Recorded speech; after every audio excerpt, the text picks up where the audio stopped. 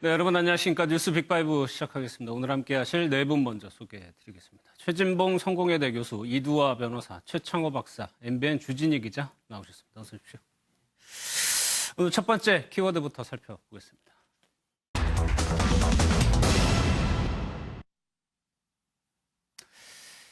시진핑 중국 주석이 북한을 향해 출발을 했는데요. 방금 전에 들어온 속보부터 좀 살펴보도록 하겠습니다. 지금 CCTV를 통해서 시진핑 주석이 도착을 했고요. 김정은, 리설주 부부가 평양공항에서 시진핑 주석 부부를 영접했다는 인민일보의 보도가 있었습니다. 아직까지 영상이나 사진은 중국 언론, 북한 언론이 송출을 하지 않고 있는데 일단 저 제목의 기사만 지금 송출이 되고 있습니다.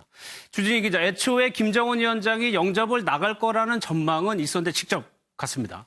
네, 그렇습니다. 사실 그동안 예상하기로는 시진핑 주석이 첫 방북을 하게 되는 경우에는 김정은 위원장과 리설주 여사가 직접 나가서 공항에서 이제 성대한 영접을 할 것이라고 예상이 되었는데요. 그 예상대로 지금 흘러가고 있습니다. 이후에는 이제 카퍼레이드를 통해서 평양 시내를 지날 것으로 보이고요. 바로 오찬에 들어간다고 합니다. 오찬에서는 이제 부부 동반 오찬이 될 거고 그 다음에는 이제 회담으로 이어질 것으로 보입니다. 네, 오찬이 그러니까 좀 늦은 오찬을 하게 되는 거예요. 예, 그렇습니다. 예, 펑리안 여사도 같이 갔기 때문에 이설주 여사도 공항으로 나간 것으로 보여요. 북한 입장에서는 14년 만에 중국의 최고 지도자가 온다.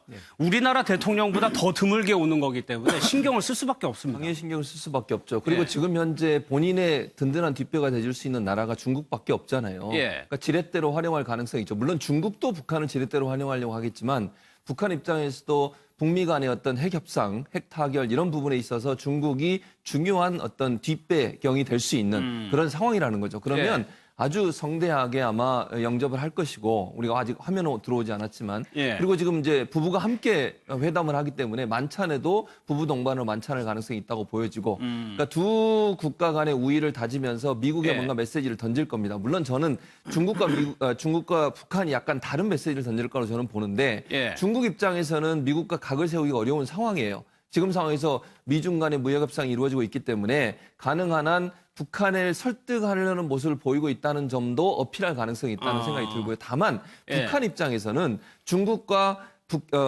미국과 북한 간의 핵 협상에 대해서 많은 대화를 나눴고 중국과 긴밀하게 협조하겠다는 말을 통해서 미국에 어느 정도 경고의 메시지를 던질 가능성도 있다. 그래서 각각 다른 셈법이 작용하면서 북미 간의 관계가 이 두 사람의 행동을 통해서 영향을 받을 가능성이 있다. 그러나 이제 궁극적으로 저는 중국의 시진핑 주석 같은 경우에는 미국을 자극할 만한 발언이나 그런 행동이나 그런 어떤 발표는 하지 않을 가능성이 높다 이렇게 보여집니다.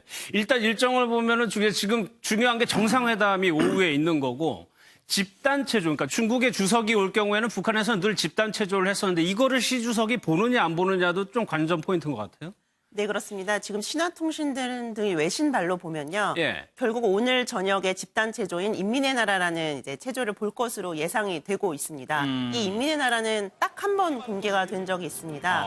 얼마 전에 김정은 위원장이 직접 완성된 작품을 봤는데요. 그 작품을 보고는 어느 부분에서 마음에 들지 않다고 꼭 집어서 지적을 했고요. 그 다음에 수정 작업에 들어갔다고 합니다. 때문에 이번에 이제 수정된 이후에 다시 처음으로 공개될 가능성이 높고요. 그 다음에 인민의 나라 같은 경우는 이렇게 대대적으로 뭐 외신이라던가 혹은 정상 자리에서 보여줌으로 인해 가지고 외국 손님들이나 관광객들이 이것을 보러 북한을 가야겠다는 생각을 만들 수 있다는 점에서도 노림수가 있는 것으로 보입니다. 홍보 효과도 있을 수 있겠죠. 그럼 지금까지 북한 소식을 볼 수 있는 건 노동신문에서 시 주석의 방북 얘기를 그나마 좀 다루고 있는데 북한 내부에서는 어떻게 지금 북한 내부에서는 당연히 환영 분위기입니다. 일주일 전부터 이제 북중 우이탑이라고 해가지고 북한에서 중국 지도자들이 오면 무조건 들리는 코스가 있습니다. 그 북중 우이탑이 이미 수리에 들어간 상황이고요. 그리고 며칠 전부터 평양 시내에는 중국 국기와 북한 국기가 모두 깔린 상황이고 북중 관계 개선으로 인해서 경제 효과를 기대하는 목소리들도 많이 나오고 있다고 합니다. 자유아시아 방송을 보니까 3인 이상 모이지 마라. 경호에도 상당히 실수밖에 없는 게 이도하면서 이런 내용이에요. 특별 경비를 선포를 했다. 혹시라도 문제가 생기면 안 되니까 이렇게 하겠죠.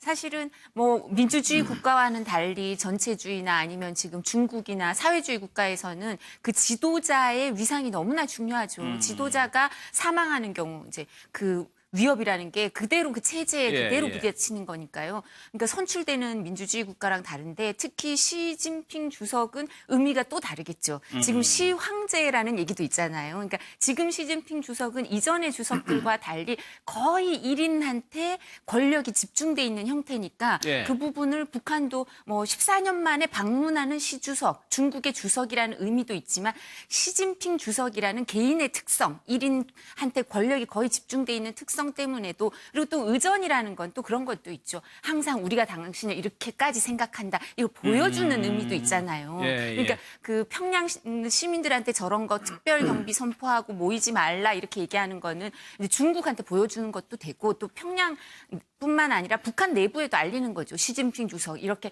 막대한 권한을 갖고 있고 우리를 도와줄 그렇죠. 시진핑 주석이 예. 온다는 걸 사실 이런 방법으로도 또 알리는 뭐 노동신문이나 뭐 또 TV에 나오겠지만 이런 예. 방법으로도 또 알리는 게 있지 않나. 이제 의전을 통해서 이 사안의 중대성을 또 알리는 게 있겠죠. 예. 중요한 게 정상회담의 결과인데 그런 예측도 있더라고요. 이제 중국 시 주석이 G20에서 트럼프 대통령 만나기 전에 북한에게 조금 비핵화 관련해서 진정된 방안을 들고 가는 거 아니냐는 전망도 있어요. 지금 기자들은 어떻게 보고 있습니까? 사실 지난 4차례 정상회담을 보면요. 예. 구체적인 결과가 나온 적은 한 번도 없습니다. 이번에도 구체적으로 무언가가 나오진 않을 것으로 보이는데 그 구체적인 합의문이 아니라 김정은 위원장과 시진핑 주석 사이에서 어떤 말이 오가고 그 말을 들고 트럼프에게 가지 않을까라는 기대감이 섞인 거는 확실히 맞습니다. 예. 근데 여기서 궁금한 지점은 그렇다면 시진핑 주석이 왜 굳이 자처해서 이런 중재자 역할을 그렇죠. 할 것인가 하는 예. 부분인데요. 지금 전문가들이 지적하는 부분은 중미 관계가 지금 경색되고 있는 국면을 지켜봐야 된다고 하는 겁니다. 중미가 관계가 안 좋아지면서 중국 입장으로서는 조금이라도 미국과 대화를 틀 수 있는 여지를 만드는 게 중요한데 그 여지로서 북한 카드를 꺼내 들었다는 겁니다. 트럼프로서도 말을 가지고 오는 시진핑 주석을 만나지 않을 수 없고 좀 더 예의주시하면서 깊게 들을 수밖에 없는 상황이 되기 때문입니다. 결국에는 중국과 미국의 무역 문제 관련해서 북한을 활용한다는 얘기고 북한도 또 중국을 활용하는 측면이 있는 거고. 그럼 최창화 박사님, 원래 비핵화 관련해서는 우리나라, 북한, 미국 3자였는데 중국이 들어오면서 4자로 이제 바뀌는 양상이거든요. 그렇죠. 이제 사자인데 중국의 역할이 지금 그 곤란한 지경에 빠져 있기 때문에 예. 갑작스러운 결정이라고 하는 거거든요. 실제로 평창 동계올림픽 때 북한과 우리 남쪽을 한국을 다 방문할 계획이 있었지만 그때도 실행이 안 됐고 예. 그럼 왜 지금 중국이 그러냐면 균형 이론에 의해서 보면은 3자 간에 있어서 예를 들어 북한과 중국과 미국 간에 있어서 북한과 미국이 지금 대화가 여하튼 진행이 되고 있고 우호적인 관계라 하면 이 상태로 가면 괜찮은데 중국과 미국이 마이너스적으로 굉장히 극화되어 있잖아요. 예. 그럴 경우 북한하고 중국이 좀 더 가까워지면 이 균형이 깨져버려요. 그럼 무슨 얘기냐면 중국과 미국이 좀 더 가깝게 긍정적으로 플러스로 바뀌어야 되거든요.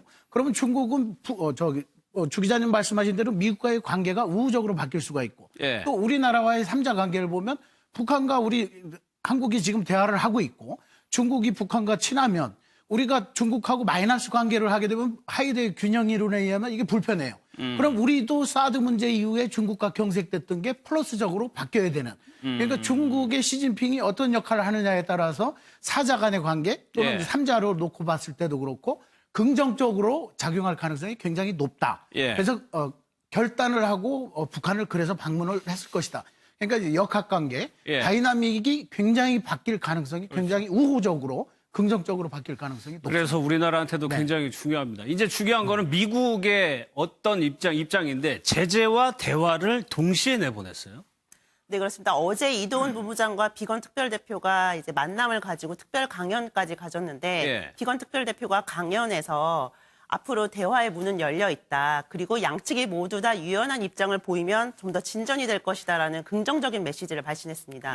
대화를 앞으로 조금 더 하고 싶다. 북한과 만나고 싶다고 굉장히 이제 어필을 한 건데요. 예. 동시에 4시간 뒤에 미국 재무부에서는 북한을 도와준 러시아 회사에 대해서 제재를 가했습니다.